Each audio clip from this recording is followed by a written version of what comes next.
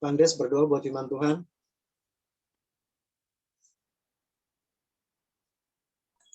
Oke, mari kita berdoa. Bapa di surga, di dalam nama Tuhan Yesus, saat ini kami sungguh bersyukur Tuhan, kalau kami boleh bertemu dengan saudara-saudara kekasih kami di dalam ibadah Zoom ini Tuhan. Bila Tuhan, waktu yang Tuhan berikan bagi kami saat ini boleh memberkati setiap kami Tuhan, untuk kami boleh mendengarkan firman-Mu yang akan disampaikan oleh hamba-Mu, Bapak Timotius Widodo Tuhan. Kiranya Engkau memberkati, memberikan hikmat pengertian bagi hamba-Mu ini, sehingga firman-Mu Tuhan Yesus sungguh memberkati hati kami, mengubahkan hidup kami Tuhan Yesus, untuk bahkan kami lebih sungguh-sungguh kepadamu Tuhan. Sebelumnya ampuni segala dosa dan pelanggaran kami. Siapakah kami di hadapan-Mu Tuhan? Kami hamba-hamba yang tidak berguna. Bahkan kami adalah orang-orang yang dungu, yang tidak mengerti apa-apa Tuhan Yesus. Bila Tuhan melalui hamba-Mu ini, kami boleh dibukakan setiap hati pikiran kami, untuk kami mengerti dan mengenal maksud kehendak-Mu di dalam setiap hidup kami Tuhan Yesus. Ampuni dosa kami Tuhan. Terima kasih ya Bapa. Berbicaralah bagi kami, dan kami siap untuk diberkati oleh firman-Mu. Di dalam nama Tuhan Yesus kami berdoa. Amin. Ya silakan. Kepada hambanya Bapak Pendeta Timotius Widodo, kami persilakan Pak. Ya, selamat sore, shalom Bapak Ibu Saudara semua, salam kenal. Terima kasih buat kesempatan yang diberikan ya. Nah, firman Tuhan pada malam hari ini, saudara, kita akan melihat, saya minta izin untuk share screen-nya supaya Bapak Ibu bisa memperhatikan bagian ini, yaitu di dalam kitab Ayub pasal yang ke-23 ayat yang ke-10 sampai dengan ayat yang ke-13. Judul firman Tuhan sore hari ini adalah iman yang berharga, iman yang teruji. Karena iman kita, iman orang percaya itu sangat berharga, makanya terus diuji Bapak Ibu. Kalau orang Kristen tidak mau diuji, saudara, bisa dipertanyakan, jangan-jangan orang itu nggak punya iman. Jadi apanya yang mau diuji? Nah, sore hari ini kita bisa melihat, saudara, iman yang berharga itu pasti diuji. Nah, ayatnya sudah saya tampilkan di situ. Ayub 23 ayat 10 sampai 13 yang berbunyi demikian. Karena ia tahu jalan hidupku. Seandainya ia menguji aku akan timbul seperti emas. Kakiku tetap mengikuti jejaknya, aku menurutinya dan tidak menyimpang. Perintah dari bibirnya tidak kulanggar, dalam sanubariku kusimpan ucapan mulutnya. Tetapi ia tidak pernah berubah. Siapa dapat menghalangi dia? Apa yang dikehendaki Tuhan dilaksanakan juga. Nah, saudara-saudara, kita bisa melihat Ayub 23 ini merupakan jawaban Ayub atas tuduhan temannya yang namanya Elifas. Nah, Elifas ini menuduh Ayub seperti ini, saudara. Nanti baca di Ayub pasal 22 ya. Di situ dikatakan Ayub dituduh, saudara, oleh Elifas, seorang yang menerima gadai, lalu merampas pakaian orang miskin, tidak memberi makan dan minum bagi orang miskin, lalu Ayub dituduh membiarkan para janda dan anak yatim. Kalau saudara lihat, Ayub itu, saudara, ya, kalau dituduh seperti ini berarti tidak mentaati, saudara, hukum Taurat. Ya, hukum Taurat itu mengajarkan tidak diizinkan menerima gadai. Apalagi pakaian orang miskin dirampas sangat tidak diizinkan, merupakan kekejian dosa bagi Tuhan. Apalagi tidak memberi makan dan minum kepada orang miskin, itu juga merupakan dosa. Lalu membiarkan para janda dan anak yatim itu juga merupakan dosa. Jadi saudara lihat, Ayub, hamba Tuhan yang saleh, yang takut akan Tuhan, yang hidup dalam kebenaran, Bapak Ibu Saudara, dituduh yang seperti ini. Makanya ketika Ayub mengalami ujian, maka teman-temannya, terutama Elifas, mengatakan engkau dihukum oleh Tuhan dengan penderitaan. Nah, Bapak Ibu Saudara, kita bisa melihat ya, orang benar dituduh. Oke, biasa saudara. Tapi solusinya bagaimana? Tunjukkan bahwa orang benar itu tidak melakukan semuanya itu. Nah, mari kita akan melihat lebih jauh lagi. Nah, mengapa ada ujian? Tadi saya sudah ditanya memperkenalkan diri sebagai dosen ya. Saya mengajar di sekolah teologi dan di universitas, Bapak Ibu Saudara. Kenapa mesti ada ujian tengah semester, ada ujian akhir semester, lalu ada ujian akhir, ya skripsi atau tesis itu ya, atau sebelum itu ada yang namanya ujian komprehensif, saudara-saudara. Kenapa kok ada ujian? Nah, biasanya tujuannya supaya dosen atau sekolah itu ingin tahu kemampuan mahasiswanya sampai di mana. Betul ya? Mungkin ada di antara Bapak Ibu yang guru juga ketika melakukan ujian. Nah, kita semua ingin tahu sampai di mana kemampuannya, lalu sampai di mana bisa menyerap semua materi pelajaran, saudara. Sampai di mana? Jadi itu ukurannya yang dibuktikan dengan dapat nilai berapa. Nah, seperti itu. Nah, demikian juga, saudara, Ayub dengan kehidupannya, kalau kita lihat, kalau benar, saudara, dia diuji seperti tadi pengakuannya, seandainya ia menguji aku akan timbul seperti emas yang murni. Nah, kenapa Ayub ini diuji, saudara? Kalau di pasal 1 kita bisa melihat Tuhan Allah memuji Ayub, ya kan? Lihatlah hambaku Ayub, kata Tuhan. Kepada siapa? Kepada si iblis. Ya, Tuhan tidak mengatakan Ayub itu jujur, takut akan Tuhan, menjauhi kejahatan, hidup dalam kebenaran. Tuhan Allah tidak memuji di hadapan Ayub, tapi di hadapan si iblis. Kenapa kok tidak memuji di hadapan si Ayub, saudara? Maka Ayub bisa jadi sombong, Ayub bisa besar kepala. Benar? Kalau ada orang yang memuji kita, lalu di hadapan kita, perasaan kita gimana, saudara? Nah, biasanya hamba-hamba Tuhan ketika khotbah, selesai, ibadah, selesai, lalu salaman toh, Bapak Ibu pada jemaat. Dulu sebelum pandemi ya, kalau sekarang nggak akan terjadi lagi, salamannya jarak jauh, saudara-saudara. Biasanya jemaat salaman lalu berkata, terima kasih Pak Pendeta, khotbahnya memberkati, khotbahnya menguatkan, khotbahnya merupakan jawaban dari pergumulan, ya, doa dan lain sebagainya. Lalu sang pengkhotbah akan berpikir apa, saudara? Waduh, saya berkhotbah jadi berkat, ya, saya berkhotbah menjadi jawaban bagi pergumulan, pertanyaan setiap jemaat. Waduh, puji Tuhan. Mungkin awalnya puji Tuhan, segala kemuliaan hanya bagi Tuhan, Soli Deo Gloria. Tapi kalau lama-lama, Bapak Ibu, dia bisa jadi besar kepala nggak, saudara? Bisa sombong nggak? Ya, pasti bisa sombong. Makanya Ayub dipuji oleh Tuhan tidak di hadapan Ayub, tapi di hadapan si iblis itu, saudara. Ya, lihat di pasal 1 nanti di sana. Lihatlah hambaku Ayub, dia ngomongnya kepada si iblis. Tetapi kalau saudara lihat di pasal 33 ayat yang ke-9 ya, ternyata Ayub akhirnya sombong juga di sana. Makanya pasal 42 Ayub mengatakan setelah melihat Tuhan, mengalami Tuhan, dia mencabut perkataannya. Ya. Mencabut perkataannya yang dikatakan sombong itu, saudara ya, akhirnya dia menyesal, duduk dalam debu dan abu. Jadi kenapa ada ujian? Supaya tahu kemampuan mahasiswanya, tahu kapasitasnya, pemahamannya sampai di mana, dan yang terpenting ketika ada ujian, lulus next level, naik tingkat. Nah, demikian juga iman Ayub diuji. Nah, saudara-saudara, kita bisa melihat ujian Ayub itu berlangsung sekejap. Kalau mahasiswa ada tengah semester, ada akhir semester, ada ujian akhir besok, lulus ya, bisa diwisuda apa tidak. Tapi Ayub, kalau Bapak Ibu baca pasal 1, ya, diuji dalam sekejap. Secara ekonomi kalau saudara lihat, dia kehilangan harta bendanya, miskin mendadak.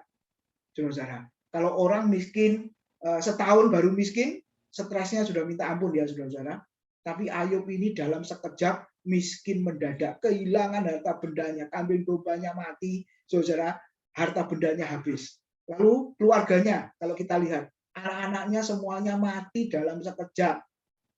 Ya, kalau saudara lihat, kita renungkan, saudara, masa pandemi ini ada orang-orang yang kehilangan pekerjaan, kehilangan keluarga, beberapa teman saya yang masih muda, saudara-saudara, terpapar COVID akhirnya meninggal. Ada beberapa bulan Juli saja, saudara-saudara. Kalau kita lihat kehilangan keluarga, kehilangan anak-anak, ya kematian di situ dikatakan. Bahkan istrinya, kata firman Tuhan apa? Mengutuki Ayub, ya masihkah engkau bertekun dalam kesalehanmu? Sekarang kutukilah Allahmu dan matilah. Kalau saudara lihat istrinya juga tidak mendukung, bahkan penafsir mengatakan istrinya meninggalkan Ayub. Kenapa? Mungkin ada konglomerat yang sudah incar dia, saudara. Nah, ketika suaminya sudah jatuh miskin, akhirnya dia pergi meninggalkan dan bertemu dengan sang konglomerat itu.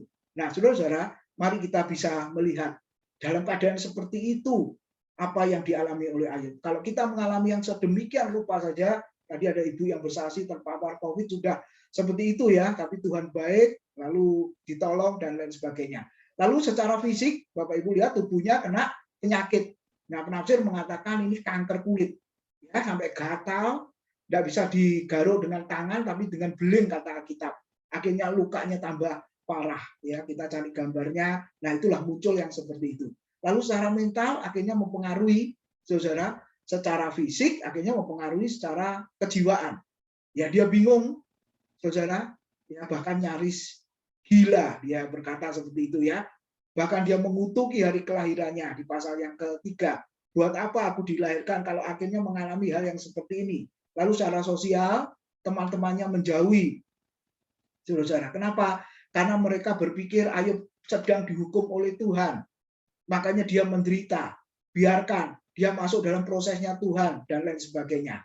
Nah, saudara-saudara, secara umum pandemik ini juga menjauhkan kita dengan teman-teman ya.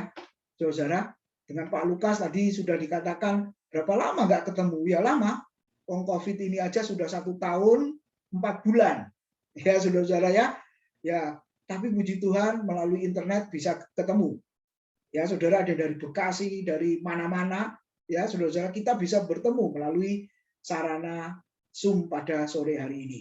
Secara sosial dijauhi oleh teman-temannya. Bahkan waktu mati pun keluarga nggak boleh ikut ngubur kalau dia terpapar COVID.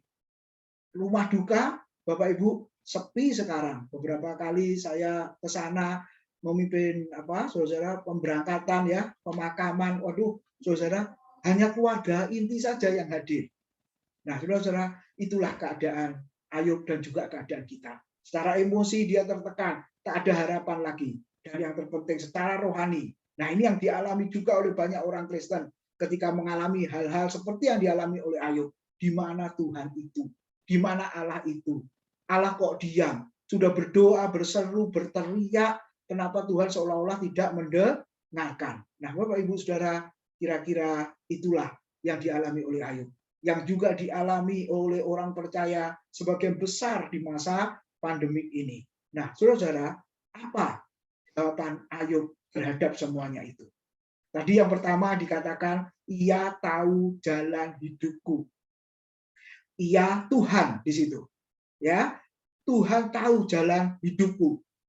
Saudara, namanya jalan ada ujungnya enggak? Di sebelah itu saya kasih gambar, jalan itu seolah-olah lurus. Saudara, apakah kita menduga jalan itu akan lurus terus? Apalagi posisinya pegunungan, saudara.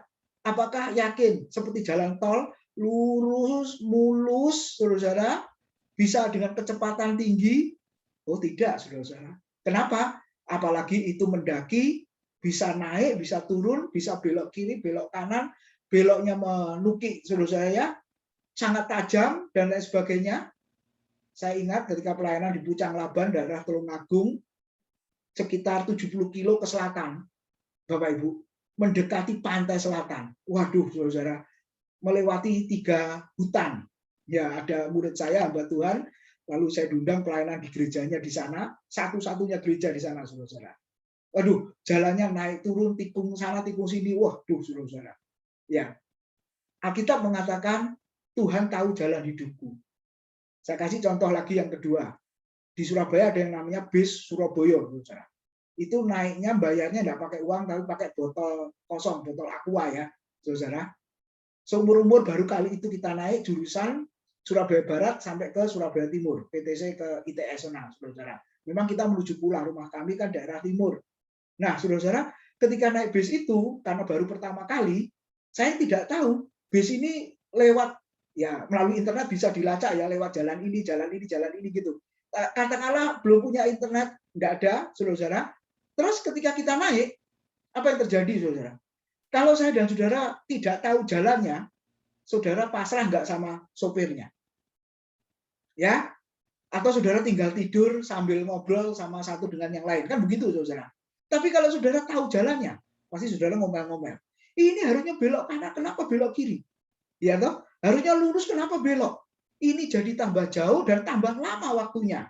Nah, waktu itu saya dengan keluarga baru kali itu naik, saudara. Kita tahu kan jalannya, saudara. Loh, ini kok belok ke sini? Ternyata, Bapak Ibu, anggaplah kita semua tidak tahu jalannya, lalu oleh drivernya dibawa muter sana, muter sini, karena itu kan bis kota-kota, Bapak Ibu. Jadi dibuat putar-putar gitu. Lalu kesimpulannya hanya satu.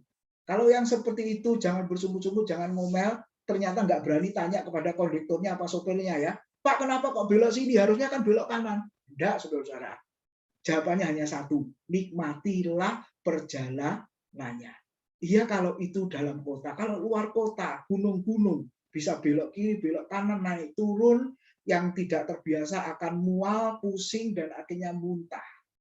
Nah, saudara-saudara, perjalanan hidup Ayub ketika mengalami senang, sehingga dia pernah berkata kepada istrinya, apakah kita hanya mau terima yang baik saja dari Tuhan, sedangkan yang buruk kita tidak mau terima? Dia yang memberi, dia yang mengambil. Aku datang dengan tidak bawa apa-apa, aku pun kembali dengan tidak bawa apa-apa. Lalu dia tersungkur menyembah Tuhan, dan dia berkata, terpujilah nama Tuhan. Kenapa? Karena dia, Tuhan, tahu jalan hidupku. Jadi, saudara, kalau dia tahu jalan hidup kita, Tuhan tahu jalan hidup kita, walaupun kita sepertinya dibuat belok kiri, belok kanan, naik turun, saudara ya, sampai mengalami kesulitan, babak belur dan lain sebagainya, jawabannya hanya satu, nikmatilah perjalanan itu bersama dengan Tuhan. Pasti sampai ke tujuan. Amin, saudara. Ini yang dikatakan oleh Ayub. Karena dia tahu, karena Tuhan tahu jalan hidupku. Ujungnya kemana? Tuhan yang tahu. Pasrah saja, berserah saja. Waktu kita naik bis atau naik taksi, online dan lain sebagainya, kita nggak tahu jalannya, terserah sopirnya mau bawa kemana, pasti sampai ke tujuan. Demikian juga hidup saya dan saudara. Mungkin di masa pandemi ini juga sama. Kita mengalami jalan yang belok kiri, belok kanan, yang tidak sesuai dengan kehendak kita. Tapi kita pasrah kepada Tuhan. Dia yang membawa jalan itu. Dia yang mengemudikan, yang memimpin hidup kita. Terserah entah dibawa kemana. Yang penting nikmatilah perjalanan itu bersama dengan Tuhan. Nah, Bapak Ibu, ini kisah yang sangat menarik. Bagian yang sangat indah yang harus dilalui, dialami oleh setiap orang yang percaya. Tujuannya apa? Supaya serupa dengan Kristus, saudara. Melalui apapun yang terjadi, Tuhan izinkan supaya kita seperti Kristus. Seperti Roma 8 ayat 28 sampai dengan ayat yang ke-30. Lalu yang kedua, saudara, kenapa tadi dikatakan, ya, seandainya ia menguji aku akan timbul seperti emas yang murni. Nah, ternyata yang pertama, Tuhan tahu jalan hidup. Yang kedua, iman itu sangat berharga. Digambarkan berharganya seperti emas yang murni. Saudara, di masa pandemi ini harga emas berapa? Wah, mahal loh saudara-saudara ya. Mahal sekali saudara. Nah, iman saya dan saudara itu digambarkan sangat berharga seperti apa? Seperti emas. Nah, tahu kemurnian dari emas itu melalui proses apa saudara-saudara? Asli karatnya berapa persen itu tahunya dari mana? Nah, jawabannya adalah melalui sarana yaitu api. Emas itu disucikan, emas itu dibersihkan, supaya kotoran yang menempel, saudara, akhirnya jatuh, ya, gugur. Nah, Bapak Ibu, kita bisa melihat karena iman itu sangat berharga, digambarkan seperti emas yang murni, maka harus terus diuji. Nah, ujiannya apa? Ujiannya adalah api, saudara. Coba lihat di dalam 1 Petrus, ya, di dalam 1 Petrus, saudara, pasal 1 ayat yang ke-7. Ya, kalau saudara lihat di situ, Ayub pasal 1 sampai ayat yang ke-7. yang berbunyi demikian, tidak ada di slide-nya, saya bacakan. Maksud semuanya itu ialah untuk membuktikan kemurnian imanmu yang jauh lebih tinggi nilainya daripada emas yang fana, yang diuji kemurniannya dengan api, sehingga kamu memperoleh puji-pujian dan kemuliaan dan kehormatan pada hari Yesus Kristus menyatakan dirinya. Maksud semuanya itu ialah untuk membuktikan kemurnian imanmu. Maksud semuanya itu apa? Semua penderitaan, ya, pergumulan, masalah yang Tuhan diizinkan dalam hidup kita untuk kita alami seperti Ayub, saudara-saudara, khususnya di masa pandemi ini, untuk membuktikan kemurnian iman. Ibadah melalui Zoom, iman jemaat diuji. Masih ikut dengan konsisten, apalagi kalau live streaming, saudara-saudara, ya, yang nonton berapa? Wah, jangan-jangan nggak ada yang nonton, saudara-saudara. Karena jemaatnya nggak tahu entah kemana. Atau yang kedua, tidak ikut ibadah, tapi nonton ibadah. Apa bedanya, saudara-saudara? Kalau kita di gereja waktu onset yang lalu sebelum pandemi, nyanyi ikut nyanyi, benar? Saudara-saudara, tepuk tangan ikut tepuk tangan, kan? Dengar firman Tuhan, konsentrasi, perhatian ke depan, ke mimbar. Betul? Tapi kalau nonton ibadah, dengar firman Tuhan, saudara-saudara, nonton ibadah sambil masak, ya, yang ibu-ibu, lalu yang lainnya sambil apa? Makan, sambil tiduran, ya, sambil WA-an dan lain sebagainya. Makanya lebih baik pakai Zoom aja, siaran langsung, ya. Ya maaf, kecuali yang off kamera, sinyalnya buruk, diizinkan, saudara, ya. Diizinkan. Tapi kan saya nggak tahu, saudara yang off kamera ini sedang apa? Benar sedang memperhatikan firman, slide, saudara, yang saya tampilkan di layar, ya, saudara, atau sambil makan, saya nggak tahu. Hanya Tuhan yang tahu, saudara-saudara, ya. Tapi yang jelas, melalui masa pandemi ini, iman jemaat juga diuji. Masih beribadahkah? Masih melayani Tuhan kah? Makanya kita dituntut kreatif, ya, melayani nggak secara langsung lagi sekarang, melalui virtual seperti ini. Dan saya percaya ini kehendak Tuhan, saudara. Karena Tuhan pernah mengatakan apa? Dan Injil ini akan disebar sampai ke seluruh dunia, barulah kesudahannya. Para murid waktu itu bingung. Tuhan Yesus mengatakan, Injil diberitakan ke seluruh dunia. Umur kami para murid berapa? Kami hidup di abad pertama. Masa mungkin Injil itu bisa sampai ke ujung bumi? Ternyata benar-benar digenapi. Saudara, melalui apa? Melalui internet, kan? Injil diberitakan kemana-mana. Kalau ada jaringan internet, semua bisa mendengarkan kabar baik itu. Nah, jadi saudara-saudara, satu sisi masa pandemi ini berkat juga bagi gereja. Berkat bagi pelayan Tuhan, berkat bagi hamba Tuhan, berkat bagi pemberita-pemberita Injil. Kalau dulu khotbah di satu gereja saja, katakanlah jemaatnya 100 atau 500. Tapi kalau melalui YouTube, Bapak Ibu Saudara, bisa didengar oleh orang dimanapun mereka mendengarkan. Jadi saudara-saudara, satu sisi malapetaka mungkin berkata, tapi satu sisi adalah berkat. Nah, tujuannya apa? Untuk membuktikan kemurnian iman kita. Mengapa sangat berharga? Karena kita lihat di sebelahnya 1 Petrus 1, 18-19 dikatakan apa, saudara? Ya, sebab kamu tahu bahwa kamu telah ditebus dari cara hidupmu yang sia-sia, yang kamu warisi dari nenek moyangmu itu, bukan dengan barang yang fana, bukan pula dengan perak atau emas, melainkan dengan darah yang mahal, yaitu darah Kristus yang tak sama seperti darah anak domba yang tak bernoda dan tak bercacat. Kenapa, saudara, iman kita sangat berharga? Karena hidup saya dan saudara sudah ditebus melalui darah Kristus. Nah, karena berharga, makanya terus diuji, saudara. Ada satu tokoh, saudara, namanya Corrie ten Boom. Nah, dia mengatakan seperti ini. Beberapa dari emas yang terbaik di dunia ini muncul dari tempat-tempat penyiksaan dan kesulitan. Nanti dicari di Google, Bapak Ibu Saudara.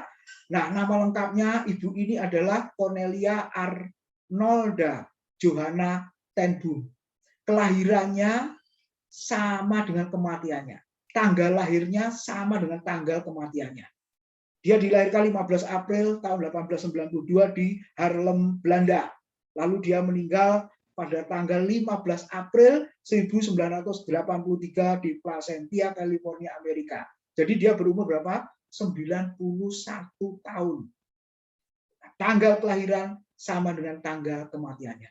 Kenapa sampai dia mengucapkan kalimat yang seperti ini? Emas yang terbaik di dunia ini muncul dari tempat-tempat penyiksaan dan tempat tempat kesulitan. Sebenarnya dia mau menunjukkan saudara dirinya sendiri. Seperti apa? Nah, saudara, ibu ini sebenarnya seorang yang kaya, keluarga kaya, karena pembuat jam, ya.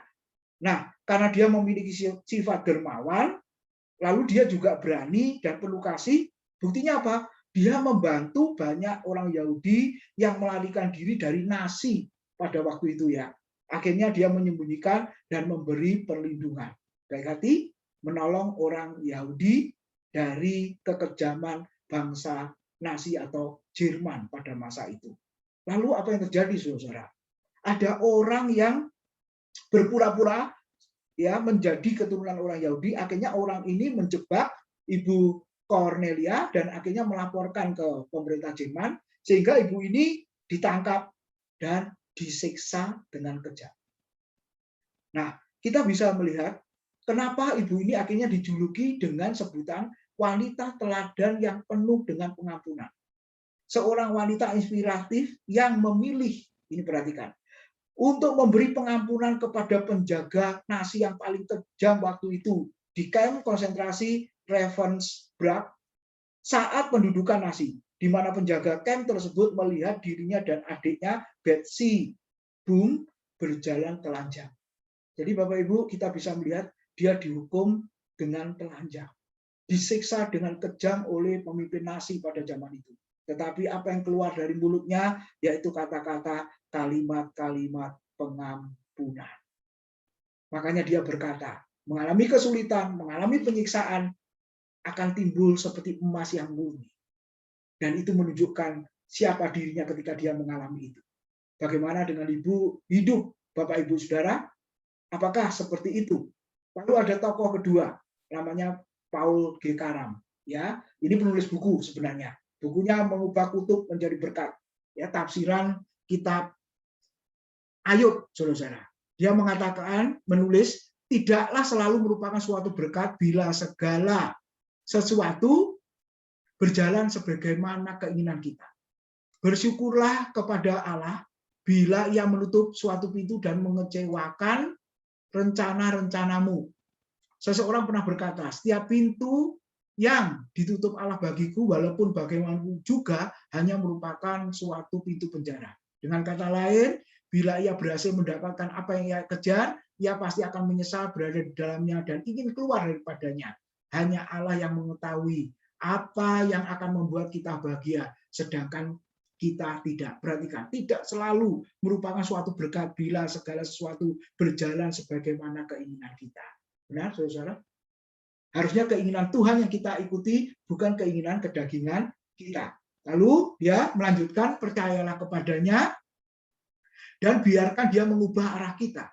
Jangan menjadi pahit hati bila Allah tidak mengizinkan kita masuk ke suatu arah tertentu. Orang yang Allah kasihi, ia hajar, ia perbaiki, dan ia disiplin. Dan di dalamnya termasuk juga pengubahan arah jalan kita. Bila Allah berhenti mengoreksi kita, perhatikan, itu berarti ia telah angkat tangan terhadap kita. Tetapi jika ia terus menghardik kita, mendisiplin kita, itu adalah suatu tanda bahwa ia masih mempedulikan kita. Jadi sebenarnya orang Kristen harus bertanya, kalau hidupnya baik-baik saja, tidak terjadi apa-apa, itu patut dipertanyakan, saudara. Jangan-jangan dia bukan anak Allah, tapi anak tetangga. Kalau saudara melihat seorang anak ya yang nakal dibiarkan, tidak mau makan dibiarkan, tidak pulang ke rumah dibiarkan, ya kalau saudara orang tuanya, saudara akan berkata apa? Pasti hajar anak itu, karena anak itu adalah anakmu, Bapak Ibu. Tapi kalau anak tetangga, biarin aja, emang gua pikirin, mungkin begitu, saudara. Nah sama, kalau dalam hidup orang percaya tidak terjadi apa-apa, jangan-jangan kita ini bukan anaknya Tuhan, saudara. Anaknya hantu atau anaknya yang lain, anak tetangga itu tadi. Nah hari ini kita belajar. Kalau saya dan saudara seperti Ayub, kenapa? Percayalah, dia tahu arah jalan kita. Yang kedua, iman kita itu sangat berharga, makanya terus diuji. Lalu bagaimana sikap dalam ujian? Yang terakhir dikatakan melangkah bersama Tuhan. Kaki Tuhan melangkah, kita ikut melangkah. Kaki Tuhan berhenti, kita berhenti. Itu artinya taat. Menuruti jalannya, tidak menyimpang ke kanan dan ke kiri, ya. Menyimpan firman Tuhan dalam hati, dalam sanubari, kata Ayub, dan yang keempat, sadar bahwa yang terjadi dalam hidup kita itu ada dalam kehendaknya. Tadi Tuhan mengatakan, apa yang ku kehendaki pasti terlaksana juga. Apa yang diizinkan, ya, dikehendaki Tuhan, direncanakan Tuhan, pasti terjadi. Nah, biarlah kita seperti pemazmur di Mazmur 26 ayat 2 dan 3 mengatakan, ujilah aku ya Tuhan, dan cobalah aku, selidikilah batinku dan hatiku, sebab mataku tertuju pada kasih setiamu, dan aku hidup dalam kebenaran-Mu. Amin. Tuhan memberkati. Mari kita berdoa. Terima kasih buat kebenaran firman-Mu pada sore hari ini, Tuhan. Biarlah Engkau menolong setiap kami. Mungkin ada di antara kami hari-hari ini yang mengalami seperti Ayub. Biarlah kami memiliki iman seperti Ayub. Tuhan tahu jalan hidup kami. Dan Tuhan sedang menguji kami supaya kami mendapatkan kemenangan dari setiap ujian itu. Kiranya Engkau menolong setiap kami, jemaat-Mu yang hadir pada sore ini. Berkati persekutuan ini. Dalam nama Tuhan Yesus, kami sudah berdoa dan mengucap syukur. Amin.